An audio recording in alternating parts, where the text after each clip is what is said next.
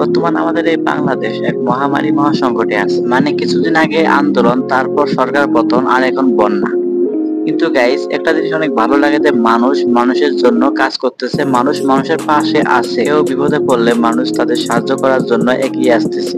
বর্তমান ফেনী, কুমিল্লা এবং বাংলাদেশের যেখানে সেখানে বন্যা হচ্ছে, সেখানে মানুষ তাদের সাহায্য ত্রাণ নিয়ে পৌঁছে যাচ্ছে। এখন আমি গর্বিত, আমি একজন বাঙালি বলে। গাইস, হয়তো আমার সামর্থ্য নেই ওখানে গিয়ে মানুষকে সাহায্য করার, কিন্তু গাইস এখান থেকে যতটুকু পেরেছি তাদের সাহায্য করার চেষ্টা করেছি ইনশাআল্লাহ। এবং প্রায় বাংলাদেশ সব শ্রেণীর মানুষ তাদেরকে সাহায্য করার চেষ্টা করতেছে তাদের সামর্থ্য অনুযায়ী। কিন্তু গাইস আবার এক ধরনের বোকাচোদা আছে, তারা এই ত্রাণের নামে ব্যবসা করতে যায়। আবার কেউ কেউ তো ট্যুর সোহাগ করতে যায় মাদ্রাসাদের বাচ্চা। আমি মাদ্রাসা তুই কিভাবে ব্যবসা করতে যাস? মাদ্রাসা শালা খাঙ্কি, তুই কিভাবে সোহাগ করতে যাস? গাইস, বর্তমান বন্যা, বাংলাদেশের বিভিন্ন জেলায় বন্যা হচ্ছে।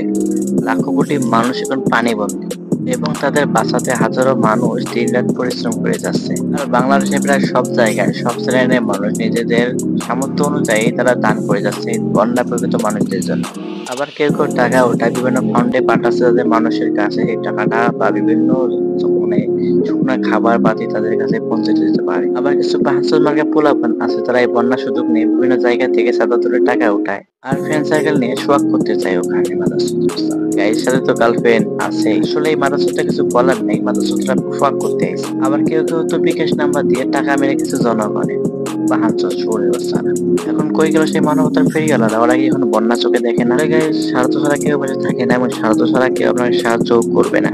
এতদিন স্বার্থ ছিল তাই আপনাকে সাহায্য করছে, বন্যার মানুষদের সাহায্য করছে। নেক্সট ভিডিও দেখা হচ্ছে। So see you, tata, bye by.